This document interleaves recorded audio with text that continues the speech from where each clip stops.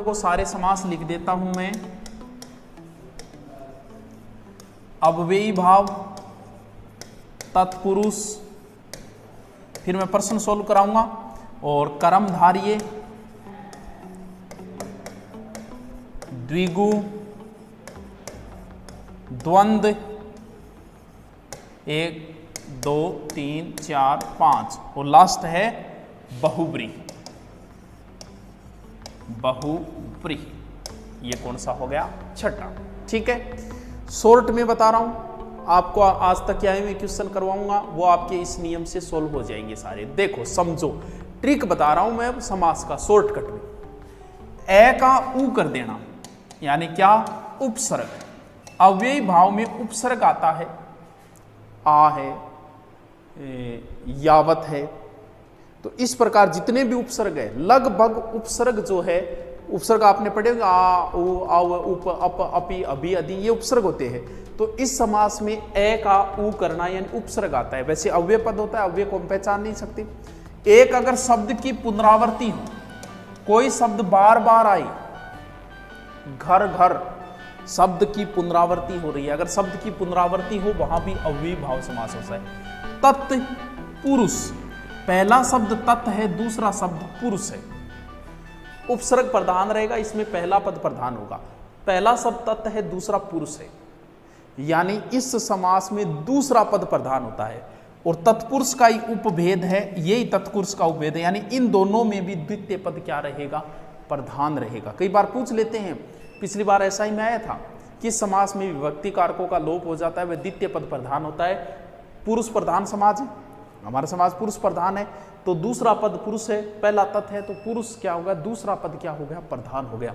कर्मधारय में भी दूसरा पद, क्योंकि ये इसी का उपभेद है, और द्विगु में भी दूसरा पद प्रधान होगा। ठीक है गुरुजी। पुरुषों की अनेक विभक्तियां हैं, पुरुष अनेक प्रकार का है, अच्छा भी है, माड़ा भी है, गाड़ काटना रहा, बढ़िया, घटिया, सारे प्रकार का है। पुरुषों के अनेक प्रकार है, यानी अनेक विभक्तियां।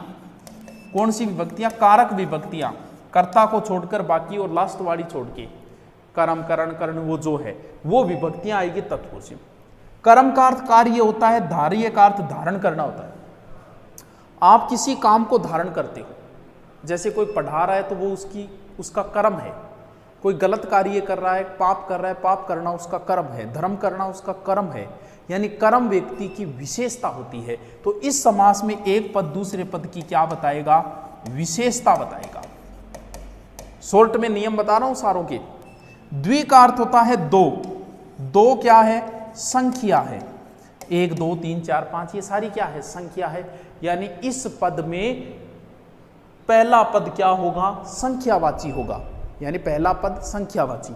दे और दे आ रहा है, द्वंद्व है, दे और दे आ रहा है, वे और वे आ रहा है, द्वंद्व है। देखो दे और दे आ रहा है, यानी इस समास का जब आप विग्रह करोगे तो बीच में क्या आएगा? और आएगा, जैसे माँ बाप, माता पिता, माँ और बाप, विग्रह करते ही और आ गया, यानी दे और दे द्वंद्व। शॉर्टकट बता रहा हूं, इसमें दोनों पद प्रधान होते हैं। क्यों? क्योंकि माँ अपनी जगह प्रधान होती है, बाप अपनी जगह प्रधान होता है, तो इसमें दोनों पद प्रधान होता है।